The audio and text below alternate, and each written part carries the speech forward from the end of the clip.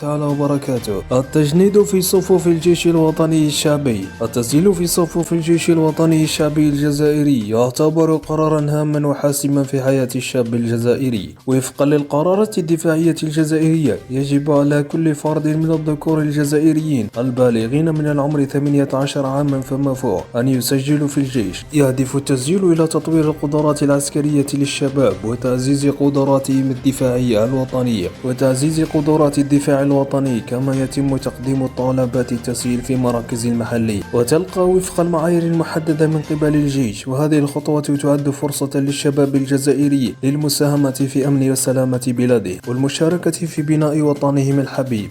التسجيل في صفوف الجيش الوطني تم الإعلان من قبل وزارته عن موعد التسجيل في الجيش الوطني الشعبي، وهناك مجموعة من الشروط التي يجب على المتقدمين استيفاؤها. وقد أوضحت الوزارة هذه الشروط كالتالي: على المتقدم أن يكون حاملا للجنسية الجزائرية.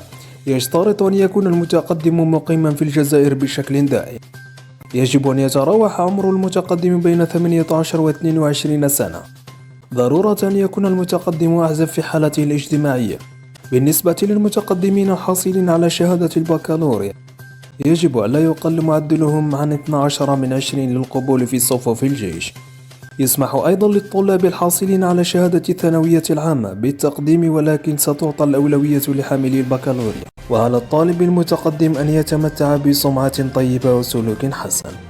يشترط أن لا تكون لديه أي قضايا جنائية. بالإضافة إلى ذلك، يجب عليه اجتياز اختبار اللياقة البدنية والفحص الطبي العام. يمكنكم التقديم من خلال الرابط الموجود في جوجل من أجل الوصول إلى تسجيل في صفوف الجيش الوطني. ما هي المستندات المطلوبة للتسجيل في الجيش الوطني الشعبي؟ تقديم شهادة المؤهل الدراسي مع ضرورة أن تكون مختومة من المؤسسة التعليمية المعنية. إرفاق شهادة الميلاد الخاصة بالمتقدم. تقديم وثيقة تثبت الجنسية الجزائرية للمتقدم مما يضمن انتماءه الوطني.